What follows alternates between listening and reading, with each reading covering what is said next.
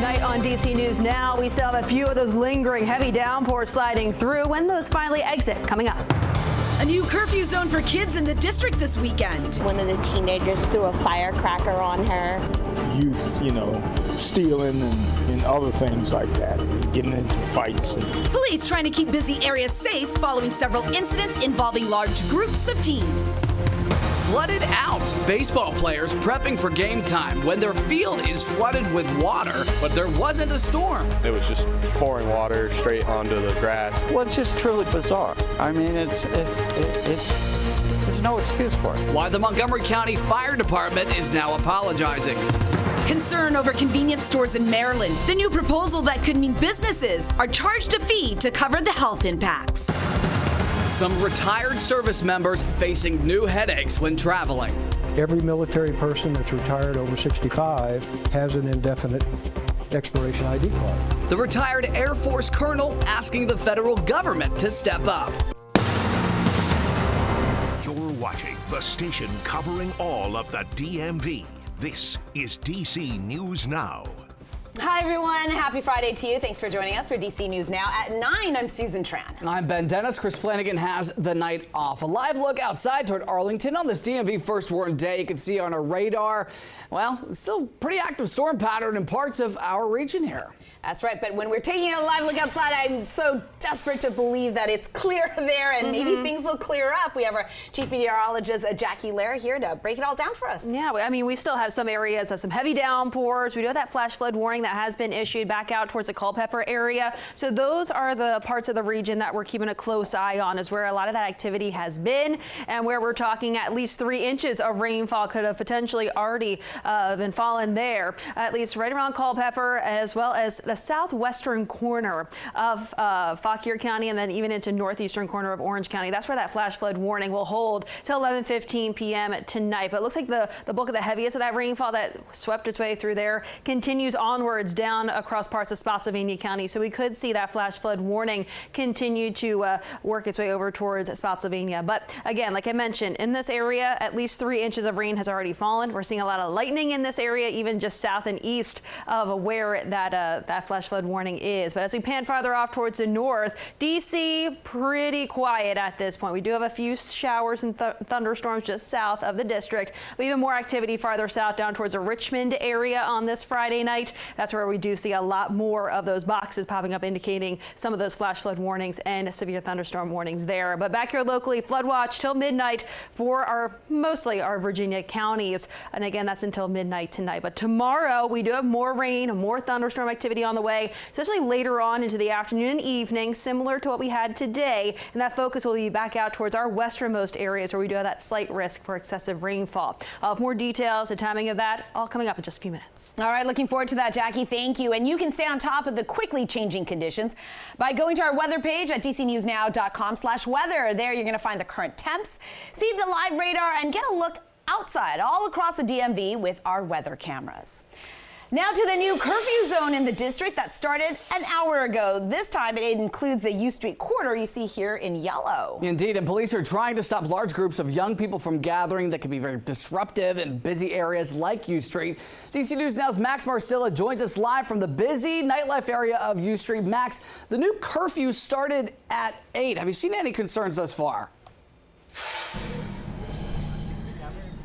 Well, Ben and Susan, the curfew, like you said, been in place for an hour. We've been out here for longer than that here on U Street. You can see just behind us is 14th Street, so you know the area. It's a busy area, but so far today, it's been okay. Even before the curfew, we didn't see any big groups of teenagers hanging out. Now with the curfew, we haven't seen any interactions between police or teenagers, but again, the night is still young. Of course, this is what DC police are hoping for as they start the first of a 3-night youth curfew. Summertime and a new policy in the district means a youth curfew is underway before the sun has even set. 8 p.m. is a little early, but I think that we have to try something because it has been getting out of hand. Perhaps a surprise to some, but it's a targeted effort by DC police. Along the busy U Street corridor, this weekend's curfew zone is from 8 to 11, one weekend only, though it could be extended. Groups of at least 9 kids can't be out here. This is on top of a daily curfew from 11 to 6 in the morning, where no one 17 or younger can be out in public. That's citywide. Certain exemptions exist, including running an errand for a parent or working. I think it's a good idea, you know, because it may keep down any sort of problems with youth, you know, stealing and other things like that. It's welcome news to many people we spoke with here who say teens can get into trouble. You had different incidents in different places up and down U Street, so, you know, you hear about that and you're like, well, yeah, 8 o'clock, yeah. Last week, D.C. police implemented the same curfew in Navy Yard. I don't love when kids are out late at night anyways, because that makes me nervous for them. But I don't know if it's a good precedent to set. Though even people who see its potential can have their doubts it'll work and worry about its enforcement. But generally there's hope it can keep this nightlife hub adults only this weekend. Now, as for what happens if the curfew is violated, well, for kids, it's up to 25 hours of community service. For parents or guardians, it is a fine of up to $500. Reporting on U Street, Max Marcella, DC News Now. Max, keep us posted. By the way, a juvenile curfew at National Harbor is still in effect on Fridays and Saturdays. Anyone under the age of 18 cannot be in that area between 5 p.m. and 5 a.m. without a parent or guardian. The curfew does not apply to kids returning home from work. Parents and guardians of any child breaking the curfew could be fined up to $250. In Northern Virginia, there is a new trial date for the Manassas Park man accused of murdering his wife. Naresh Bhatt is now set to stand trial in October of 2026. That is 13 months delay from the original date, which was later this September. Now, prosecutors say that he killed Mamta Kafli Bhatt and hid her body last summer. Her remains, though, still have not been found. And now to the crackdown on illegal pot shops that continues in the district. Police shutting down the Temple of God Teacher in Northwest. The commission saying they seized marijuana as well as psychedelic mushroom products, and police arresting Patrick Lober. The agency started enforcement efforts a year ago and has since shut down 60 illegal shops. Meantime, a jury has found a Georgetown law professor guilty of assaulting his wife.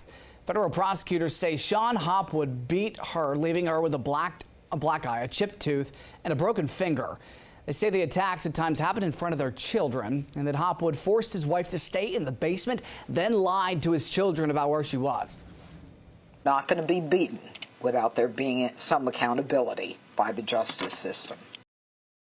Year-old also faces obstruction of justice charges for telling her not to show up to his trial despite being subpoenaed. He'll be sentenced in September.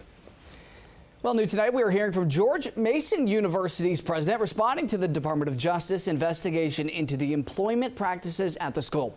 The DOJ says there are several emails and internal documents suggesting preferential treatment for people of color and women. And a letter sent to GMU alums Gregory Washington says that he's expressed his goals to erase bias and the school policies in place to allow for consistent inclusion for everyone. Washington says the university will fully cooperate with the DOJ. A Maryland Fire Department is trying to sop up a messy fit of frustration when a Montgomery County firefighter uses a fire hose to flood a baseball field. Take a look at this video showing the firefighters shooting thousands of gallons of water onto Blair Stadium yesterday. Players with Silver Spring Tacoma Thunderbolts, they say during a batting practice before the game, a baseball hit a parked truck at the station, and this was the response, forcing the team to cancel their game. Well, it's just truly bizarre. I mean, there's no excuse for it. Obviously, we respect everything that these firefighters do for the community and such, but, you know, it was just a little immature. The Thunderbolts founder calling the whole thing bizarre. DC News Now's Kevon Dupree will have much more on this story ahead in our next half hour. New tonight, a retired Air Force colonel is calling out the federal government over what he believes is a disservice to retired military members after real IDs were required for plane passengers to fly. Reports emerged of military retirees facing additional screenings at airports. I sat down with retired Colonel William Coleman after he sent letters to the Pentagon and Department of Homeland Security seeking a change.